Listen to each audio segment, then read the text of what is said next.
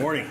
My name is Wayne Kruchten. If you look on the agenda, you'll see my name down there, and I was amazed because I know this is an institution of higher academics because it was spelled correctly, which is something I rarely see. My wife is here with me today. Her name is Miriam. Telling you about myself, my story is certainly different from the other two. I was brought up a Catholic, maybe I should say a dissatisfied Catholic. And looked for many years, I would say 10 years, probably from the age of 20 to 30, to try and figure out or sort out this whole religious phenomena, this thing, what's correct, what's believable, what's really the true religion, what is God, what does he really want us to do? I wasn't dragging myself across broken glass in order to find that out, but I mean, whenever I had the opportunity, throughout that whole time frame, I was constantly on the search, looking at the faith only, the Jehovah's Witnesses, all the different denominations that are out there, and I was really never ever satisfied. I went to a Billy Graham evangelistic session, never really could pull it in. I just couldn't buy into all that I was hearing. I kept saying, really, what is salvation? Where do you find it? What is it really all about? And in my search, I finally got into a study with an individual named Mike Meyerhofer. We studied Bible for a long time and finally came to the grips of really what it was all about. So I became a Christian on February 21st, 1982. We were in a small church at that time, about 125 people, and within a very short period of time after I was within the church, we had about 5 individuals who went to the Preston Road School of Preaching, or Christian Center of Education, as you may be familiar with. And I myself had considered at that time going into the ministry. So in my thought process, I had met with an individual, a very wise individual, and talked to him about the whole scenario, and he gave me some very good advice. He says, don't go unless you have to. And, you know, when you think through that, I mean, you really think through that statement. Don't go unless you have to. I mean, really, you have to be drawn to it because we all know the severity of issues that come up with being a preacher, the things you have to encounter, yourself, your family, everything that goes with it. I mean, it's a huge undertaking, great responsibility. So I took his advice. But I made the commitment at that time that after I was done with my secular work, that I wanted to go to school. So I made it my 30-year goal. That's what I did.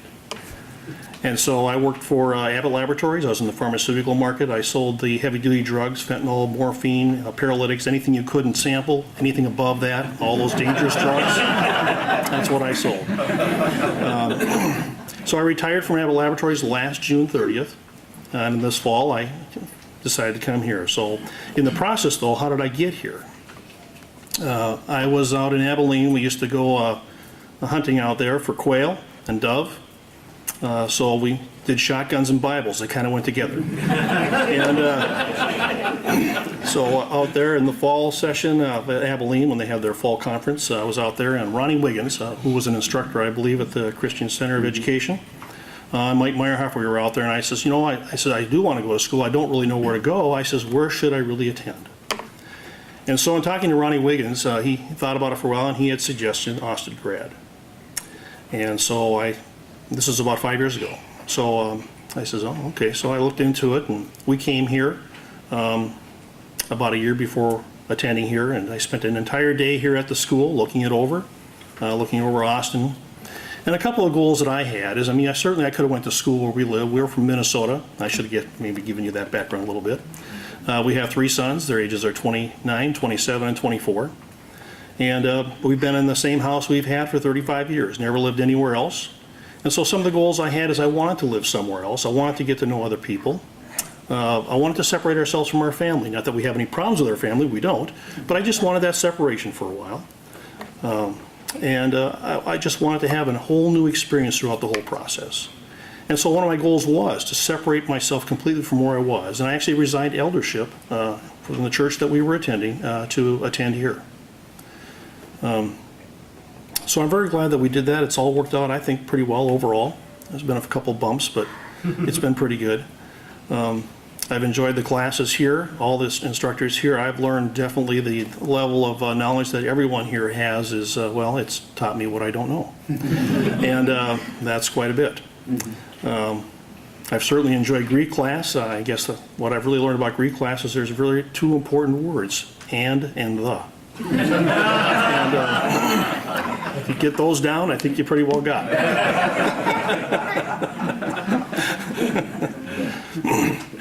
Church history I've very much enjoyed from the standpoint, I think, of the other denominations, how so many of them came about in America itself.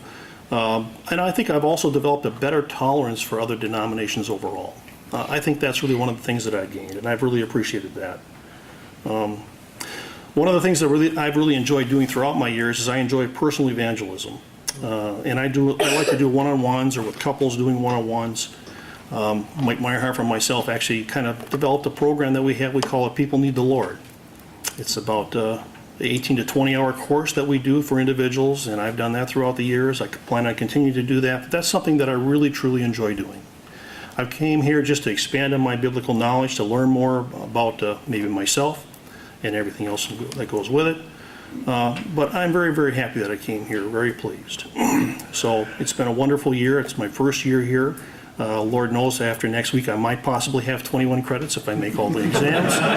And so I can't say enough about it overall. God has been good. I think one of the things within the Church of Christ that we have done with our program is that we've covered more on grace. And I think one of the things, not a criticism to the church, but I think the Church of Christ is a little bit lacking in the teaching of grace in a lot of respects.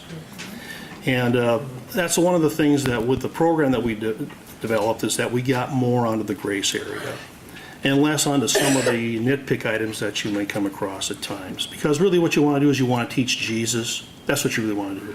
You really want to get across the fact that you're preaching Jesus and that Jesus is the center of your life. And all the other stuff that surrounds it, that can all come in later on down the road, but not when you're trying to meet people, talk to them initially, and teach them really what's important. And when you sift through all that and you get down to the really nitty-gritty, that's what you want them to learn and to know and to appreciate. So I appreciate Jesus in my life. I'm very glad that through all the years of looking and searching that I've come to where I am and feel solid in the base that I have. And I appreciate all the efforts that everyone has done here, appreciate the school here, and certainly it would be a recommendation from myself to anyone else who was looking to attend here.